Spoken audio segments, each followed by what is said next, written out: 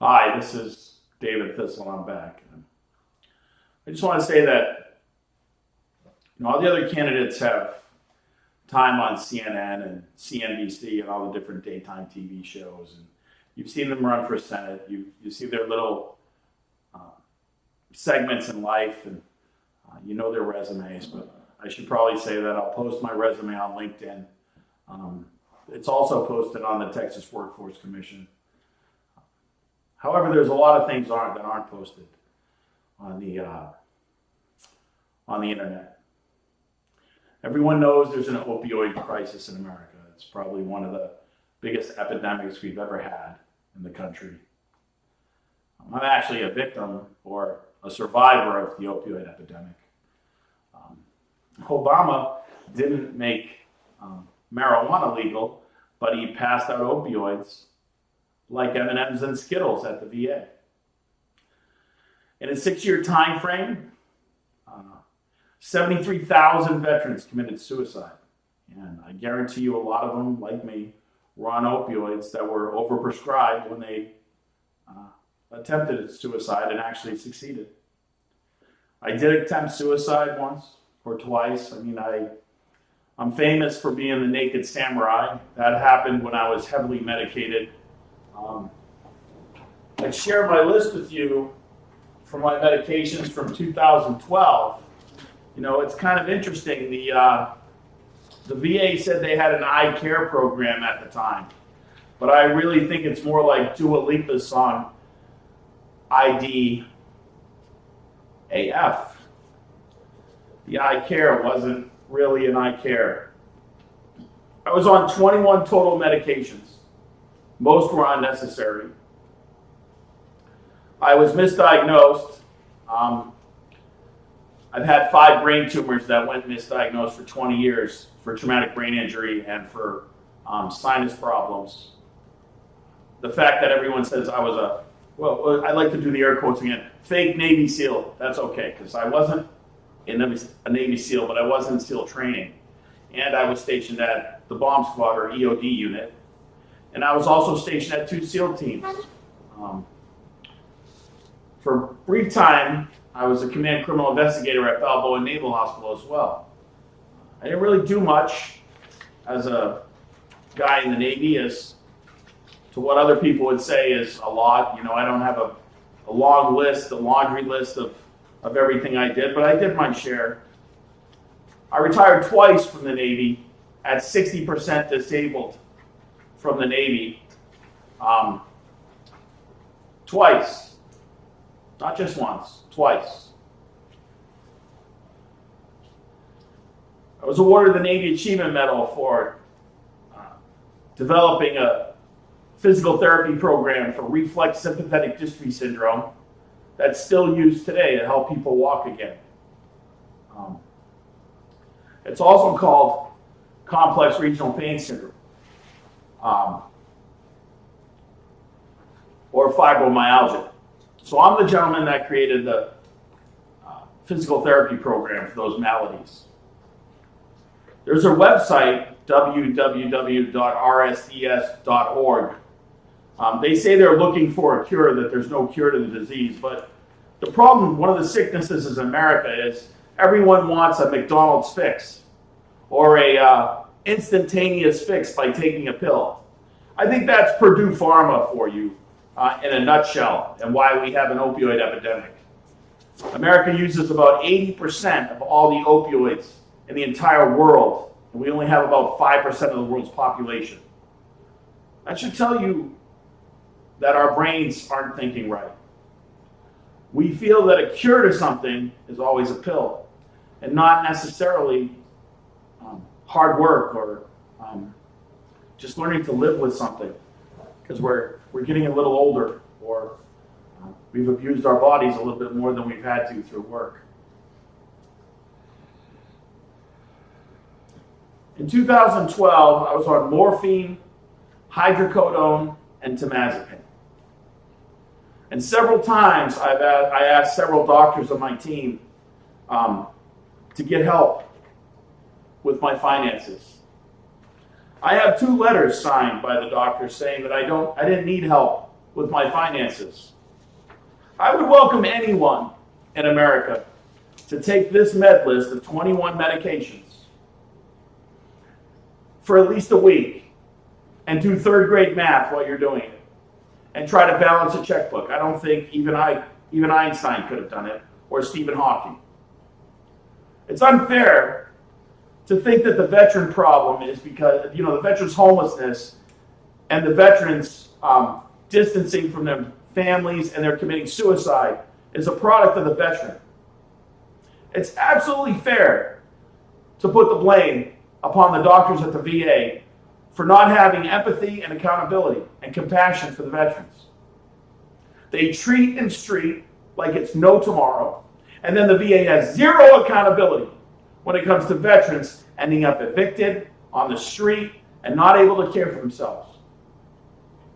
There was a picture that a friend sent to me the other day of a veteran who waited years for his VA pension. 2 weeks later, after he received over $78,000 cash in his bank account, they found him dead from opioid overdose on prescribed medications. Prescribed medications.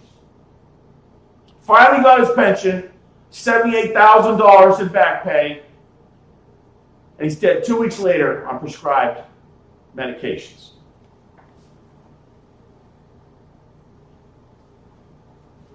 I don't understand why Obama wouldn't make marijuana legal when you could get Obamacare, go in and give 5 stars on Google to a local 24-hour drug emergency room visit. You could say, I have these pains, and the doctor would write you a prescription for opioids if you had, or hydrocodone or Percocet, if you had pain in your hand or in your knees or any kind of pain.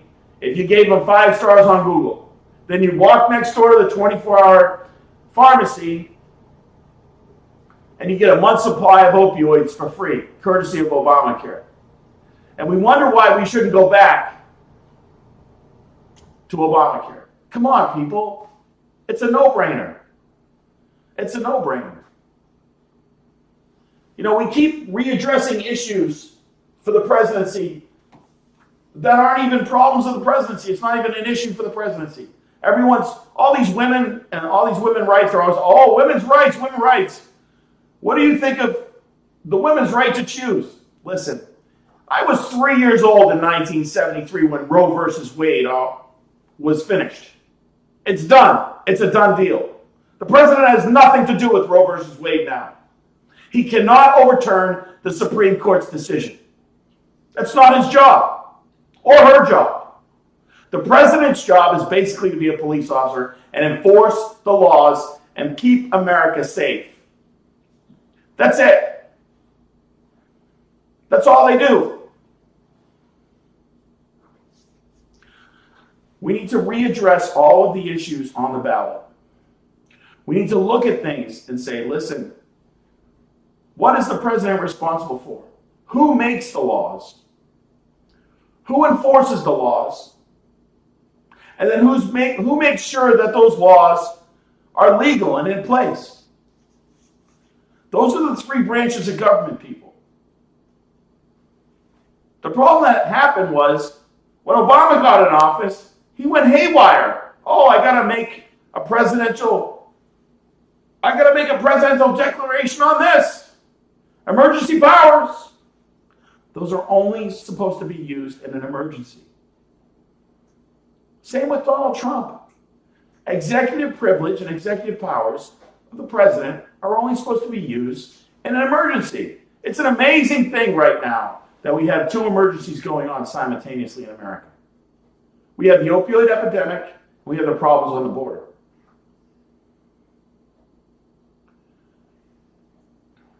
On 9/11/2001, a few guys with box cutters changed our country forever. Just a few, just a handful. They didn't leave from overseas.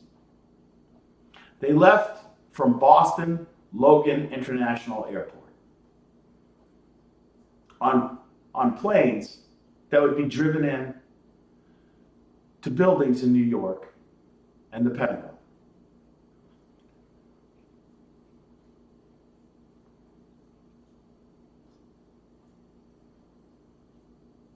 Those chain of events put into play what's going on in America right now. For the president to say we don't have enough room in this country for these people, he's not really talking correctly. What I think he really means is we don't have enough money to support these people. We don't have enough money to let them claim asylum. Here's what happens economically in that Social Security Administration. If you claim asylum and you go to the Social Security office, your claim goes to the top of the list. So anyone that's 62 or older, that has already put in their claim for Social Security, or someone that's disabled, that's paid in, their families have paid into the system for years and they paid into the system, that goes and applies for Social Security, they're getting pushed out of the way by these people that are coming from other countries. So what needs to happen is not a bunch of rhetoric of what the president should do about keeping the people out if you don't want them to stay out. What needs to happen is some of the laws need to be changed to be dealt with this in a rapid way. So the Senate and the Congress need to do something that they haven't done in a long time, which is their damn job. You need to go onto the Senate floor and the House floor with new bills and resolutions and say, listen, this has to be dealt with now. We can't wait any longer. We need to come to an agreement. And if you have to lock the doors of the Senate and the House committee doors to get something accomplished, get it done. Get it done.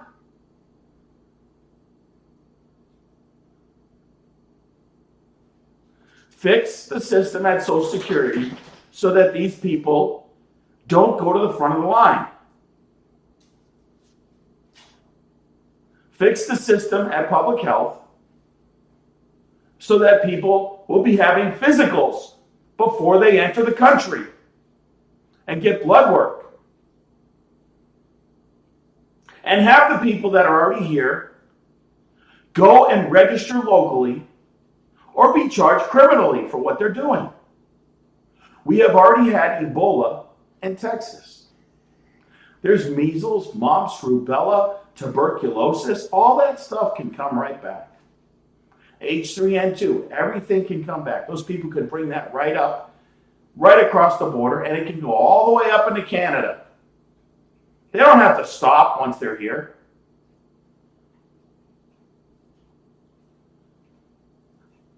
Everyone wants women's rights. Women have rights. You're begging to kill babies up in New York, late-term abortions, but those same people that are supporting those laws are yelling about the parents being separated from the children on the border, and they don't have a clue as to what's going on there. I was a military emergency management specialist trained by FEMA. I have my FEMA certifications.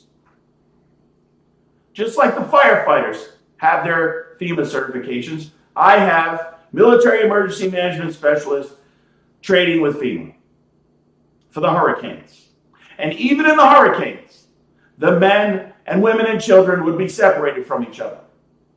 It is a FEMA law. It's a Department of Homeland Security policy.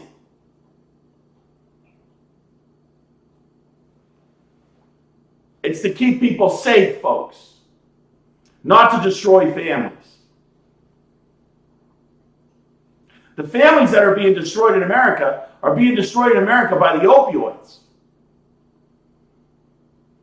The families that are being destroyed in America are the very families that protect America with the veterans. How much do you think those opioids destroyed my life? Just my life. Not the lives of my brothers that all committed suicide and my friends that committed suicide while they were on opioids. You want to hear about my life? Let me give you a little example of my life. I retired from the Navy in a wheelchair in November of 1992. I was given a wheelchair by the VA.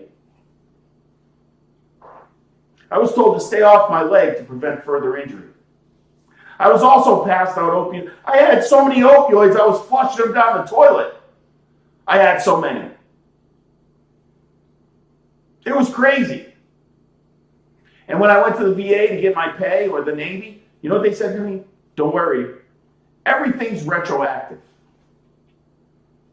Yeah, everything is retroactive.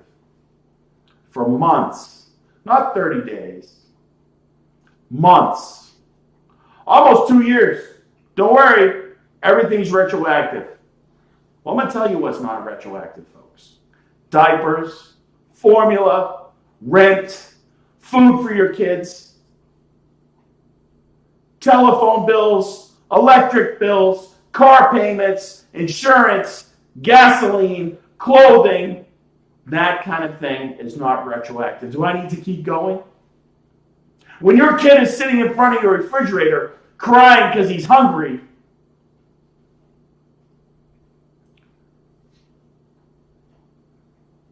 and your wife's looking at you because you can't even get off the crapper by yourself because the VA won't pay to put a rail in your bathroom, that's disgusting.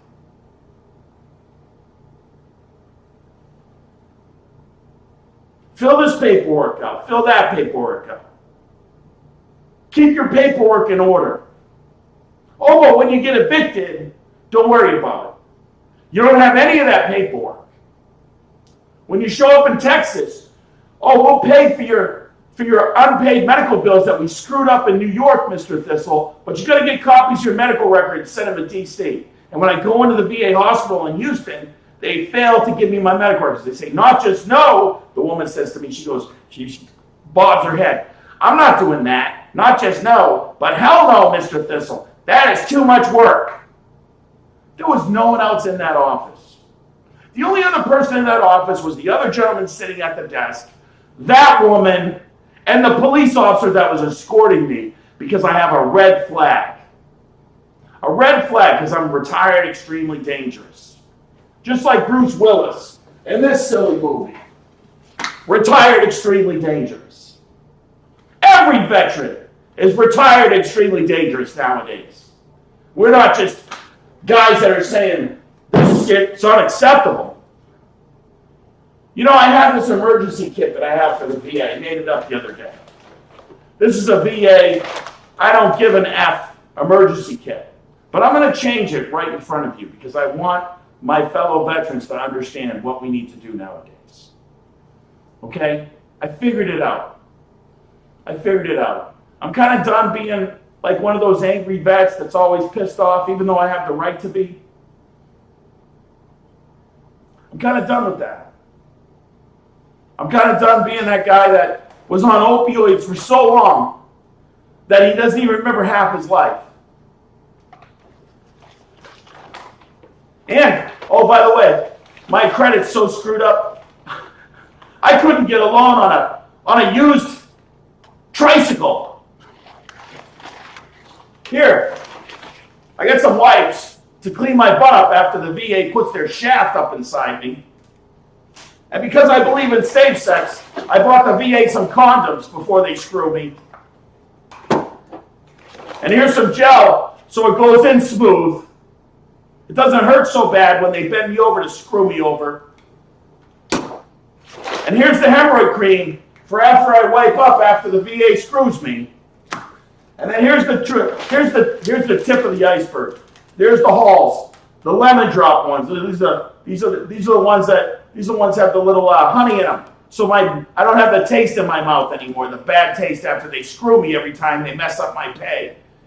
And all the politicians say, oh, write us a letter, Mr. Thistle. Write a letter to your congressman.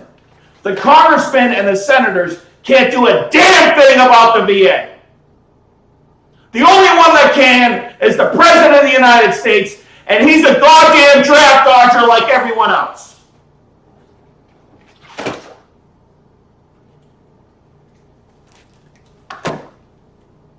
So here's my answer. Here's my new VA emergency kit right here. My Nana made the best cookies in the world. You see these? These are chocolate chips. And I'm just going to make myself some chocolate chip cookies. And hopefully, next time they don't send me my traumatic brain injury medication because they misdiagnosed me for 20 years and no one in my family even talks to me. Yeah, no one even cares about me. My own mother hates my guts. My cousins used to pick on me because I was out of shape and fat. Maybe because my hormones were off in my body. None of them, not one of them, took me down to make sure I got a second opinion from a doctor. Not one of them took me down and had an MRI or a CAT scan done for me before I was hospitalized in a VA psych unit. Not a single one. And because it's been 2 years after the fact, I'm not allowed to sue them. I'm not allowed to sue them for malpractice because it's over 2 years ago that this happened. And it's not like you're going to get anything when you sue the VA anyway, because there's not a lawyer in the world that wants to sue, because it takes so damn long and it's not worth anything. So you know what? I'm going to have my Nana's cookies, and I'm going to hope to God that when this jacket gets full of the blood that comes out of my mouth every day and every morning, and my pillow's soaked with blood when I wake up, that maybe I'll just go to heaven. It'll be great. I'm not here for a popularity contest. I'm here to fix everything that everyone else screwed up before me.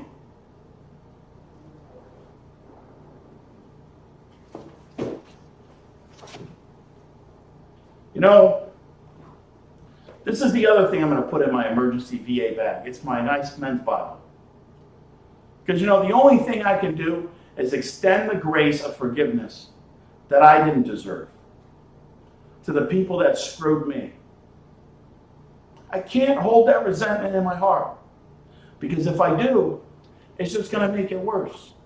Now, I don't care what book you use. I have a Tao Te Ching. I have Buddhism books. I have all kinds of books. This is the one I'm going to choose to use. But find yourself, if you're in my situation, where you look at the world and say, wow, this really sucks. Figure it out. And don't just say, there's a problem. Say, let's find out if we can solve the problem. And if I can't do it myself, let me see if I can find some friends that can help me solve that problem. You know, in 1 Kings chapter 3, King Solomon and God are having a conversation, and King Solomon says, what can I give you as a present?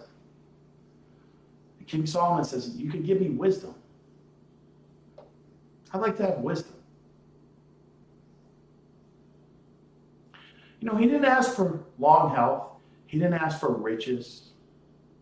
He asked the wisdom to rule his people. You know, in America, we don't rule our people. We lead our people. And the difference between someone that's in charge and that's a leader is someone that's in charge tells you what to do and how to do it and how they're going to do it. And a leader says, why don't you come and do it with me and help me do it? And I'll help you do it. Let's do it together. That's a leader. You know, I don't get it in America. Why we don't all get it. This stuff's inappropriate. I was thinking wrong. You know? But I'm telling you right now, there's some serious wrongdoings going on in America right now. You know, in Montgomery County, Texas, where I'm staying right now, where I live right now, they asked for a new judge in new court because the courts are overwhelmed. But what I noticed in Montgomery County is suicides are up. The suicides are up, and that's on the front page. And then you move back from the official suicide court and count, and then they talk about the county court in the back, about how they want a new county court. I'm going to tell you something about Montgomery County. It's kind of messed up because Montgomery County has a 24% prisoner population of veterans. 24% prisoner population of veterans. That's insane, people. The national average is only 10%. Numbers don't lie. People lie all the time. But numbers don't lie. That's a messed up number. You know, the county court judge for veterans here in Montgomery County isn't even a veteran.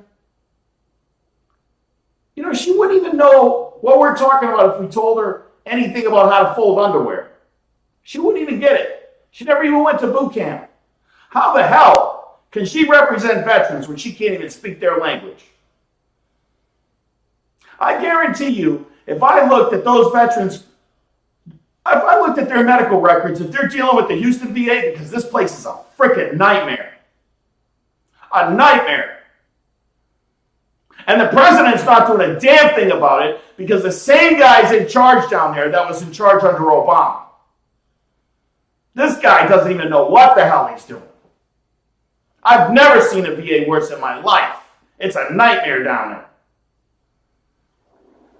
And if I look at these guys' records, I guarantee you, because they're in jail now, that they were probably on the opioids like M&Ms and Skittles before they got into trouble. They're not the ones that belong in jail, folks. The people that belong in jail, the ones that belong there, are the doctors and the employees of Purdue Pharma and the big pharmaceutical companies that push the opioids on these veterans. That paid for the doctors to go down to the Bahamas with prostitutes to overprescribe medications to veterans and to the public. Doctors aren't even being held accountable for this, people. Do you understand the sickness in America? It's people of authority not being held accountable for their actions and what they do.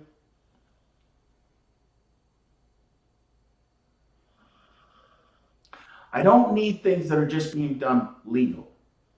It doesn't set a good enough example to our children. I need things that are done morally. A good moral compass. How are we going to get to Mars if we can't even teach our kids right from wrong?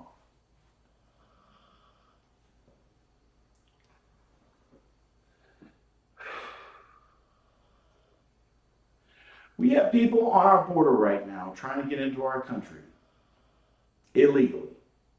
We have people that have entered our country illegally. Geez, under Obama, I don't know. You could just walk across the border from anywhere. He didn't even care. And you know what? Quite frankly, I'm good with people coming to America as long as they do it the correct way. But what I don't understand is, why are we paying more money and spending more funds on this border problem? And the president's only talking about the border. What else is going on? Why aren't we taking care of the veterans? Why are we only caring about this border thing? Why are we only talking about women getting 9 months off to have a baby at work? When, if you take 9 months off to have a baby, you can just have an abortion anyway. Oh yeah, that's your choice. You gotta make up your mind. Do you want to have a baby? Do you not want to have a baby? What kind of rights do you want? Listen, is that really the president's decision? Ask yourself that. That's not the president's decision. That's not the job criteria of the president to decide whether or not your work gives you 9 months off out of work. That's your boss's decision. That's your company's decision. That's your decision when you sit down and negotiate your contract.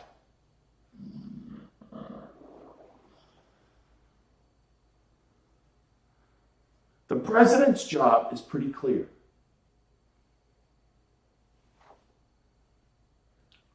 The president's responsible for domestic issues and foreign issues when it comes to certain things.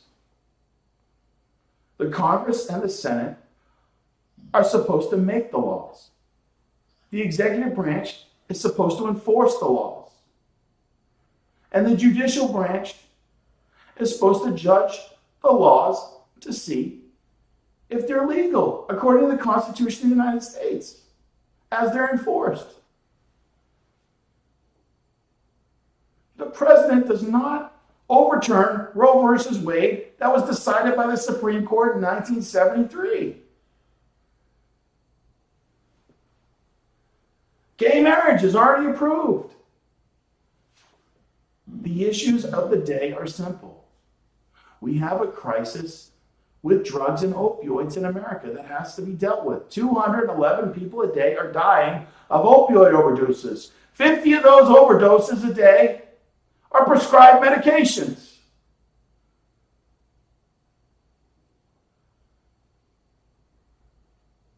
A medical ethics board needs to be convened.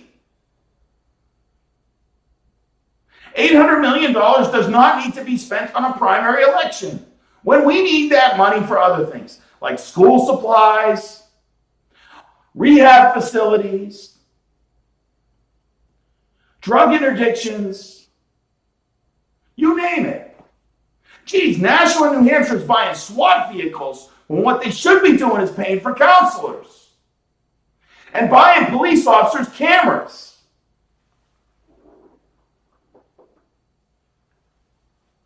Yeah, let's go buy a SWAT vehicle. Let's all go be Navy SEALs. We want to be like Navy SEALs. You don't need to do that. I was a police officer. I knew what it was like to walk the street. It was easier to walk a beat and make a kid that was a little gang kid my friend and put him on track and get him to study his schoolwork so he could go to community college at least than it was to throw him in handcuffs. It was easier to bring a kid home because I caught him graffitiing and let his grandmother take care of him and then take him down to the train station and make him wash the toilets or the walls for 2 weeks or 3 weeks over a period of 6 months for every weekend. I'd give him every weekend for 6 months as a punishment instead of taking him down to the courthouse and clogging up the system with a kid and ruining his life. Discernment, folks, is what we need in the White House right now. Someone that can be discerning. We don't need a Democrat or a Republican anymore. We need an American president. We need an all-star. We don't need someone that shows up and is all candid and, oh, they show up at town meetings, but yet their assistants or some college kid is given a question 3 weeks before to ask them when they walk into a town meeting. Come on. Really, folks? Everyone knows it's canned.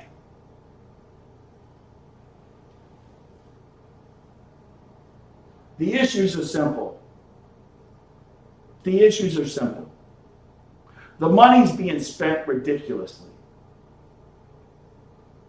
Collusion with the Russians. Donald Trump didn't have to collude with the Russians.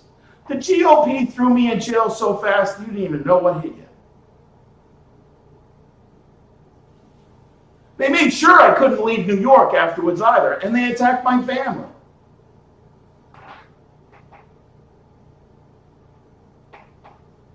Luckily for them, I was on opioids still, so I still couldn't really mentally fight them.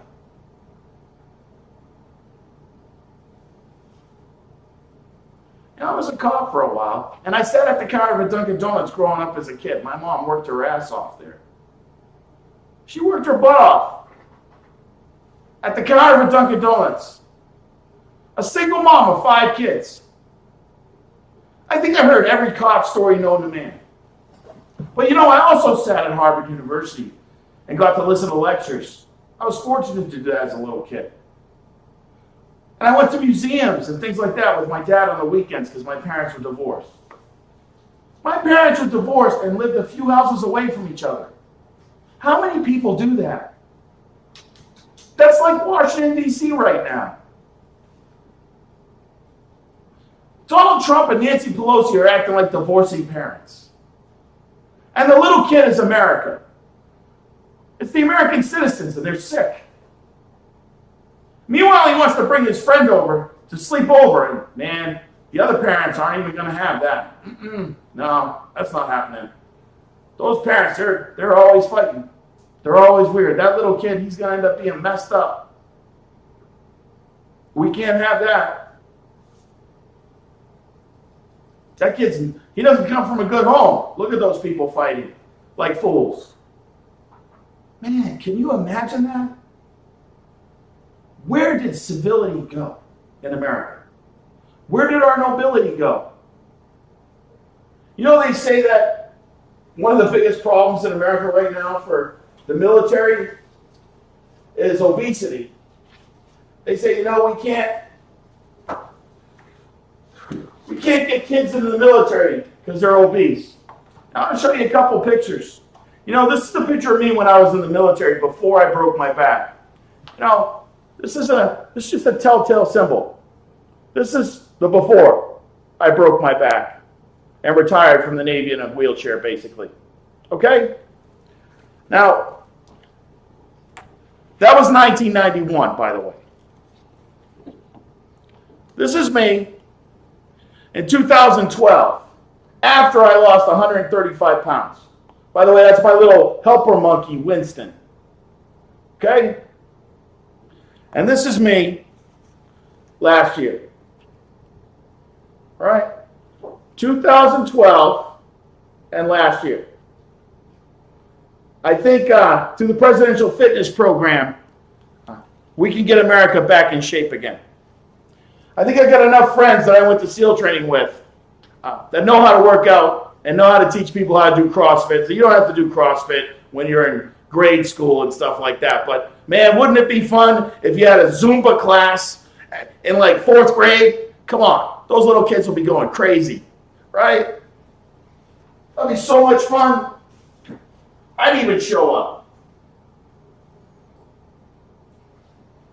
You know, I got told a little joke. I think we should have some fun, okay? So this muscular fellow, he's getting out of the Navy, wants to get a job at the zoo as a trainer. I said, sorry, we don't have any jobs as trainers right now. You know what? But you're in luck, because our gorilla just died. He goes, what? How can that be lucky? They said, because if you dress up as a crazy gorilla and dance around all crazy and swing from a vine and do somersaults and cartwheels, you can get the ticket sales up, and then we'll buy a baby gorilla. And they said, what? A baby gorilla? That's awesome. Everyone will come to the zoo. And then we'll be able to buy baby everythings. The guy goes, give me that suit. I want to be that baby gorilla's pops. Give me that suit. So he puts that suit on and he's dancing around. He's got that crazy gorilla. He's doing cartwheels, somersaults, swinging from the vine, and he's having all kinds of fun. And this little kid, he goes, oh, I like that guy. He's my friend. And he throws in a banana into the pen. And that gorilla's dancing, and he slips on the banana. He ends up on his bum. He goes, oh, it's my head. Oh, that hurt. And he sits up. And when he sits up, he's staring at a lion. He says, oh no, it's a real lion. I'm in trouble now. And he runs for the door. And that lion starts creeping up on him. And that gorilla turns around. Oh, he's getting closer. And he gets panicked. And he starts banging on the door. And that lion's creeping up on him. And that gorilla turns around and sees him. And he says, oh no. And the gorilla thinks, he's going to bite me. He's going to bite me. And he starts banging on that door real hard. And he starts screaming, help! Somebody get me out of here. And just then the lion goes, psst, keep it down, buddy. You're going to get us both fired. You people need to calm down.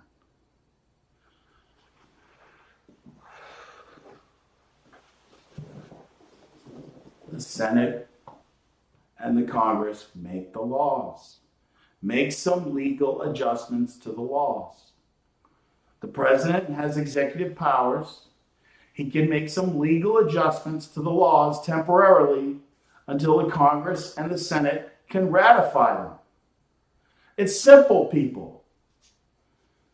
You know, when we went to learning about STEM, we forgot about learning about government and civics. What the hell happened to pledging allegiance to the American flag. You know, when I was a little kid, they took prayer out of school. I went home and everyone was going crazy about it, except for my grandparents. I didn't understand what was going on. Really, I was just a little kid. I just knew that they had prayer and they took it out of school. And my grandparents were laughing. And they're like, David, they're silly. These people are silly. I said, why? They said, there'll always be prayer in school. And I said, really? My aunt said, yeah. Did you study your spelling? Trust me, that's my worst subject. Whoever created Shift F7 on that computer for Windows, that's my best friend. As long as there's a hard test for a kid, there's always going to be a prayer in school. Now we have people running into school with machine guns.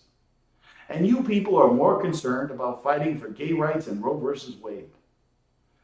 Get your act together.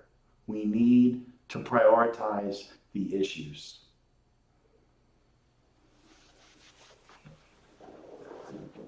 We need to talk about green energy. And I'm probably the only Democrat that would look at an oil company and say, drill, baby, drill.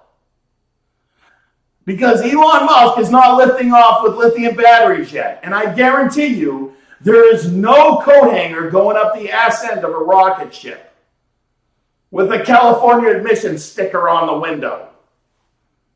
Okay?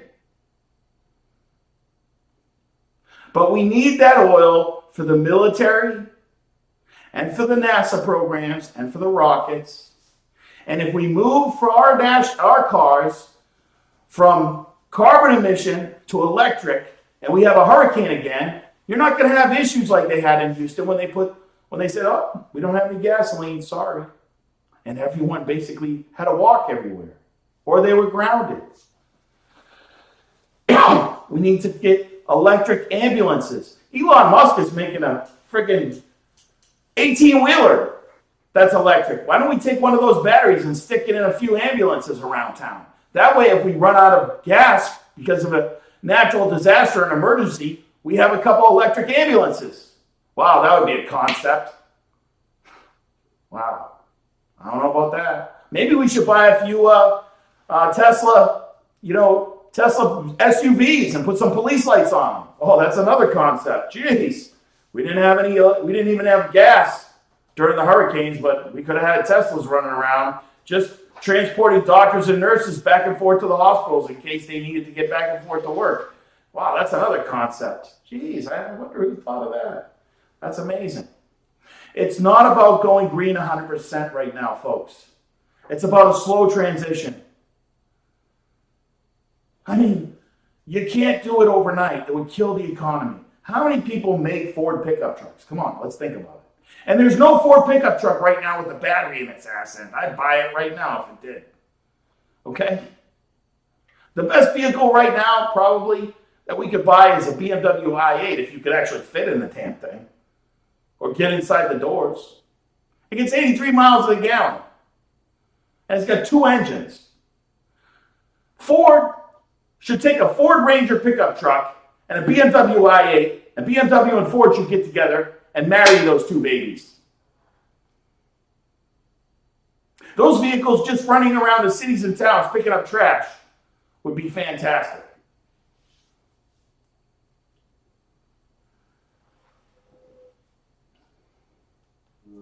There are a lot of issues on the table, people.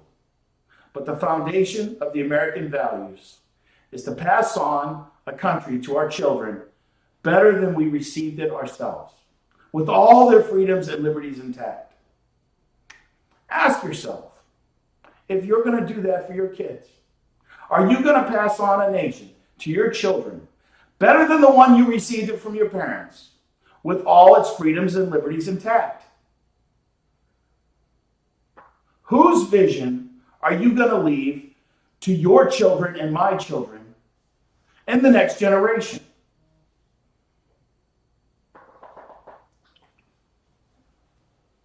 That's it. I'm done today. Thank you. Have a nice night, folks.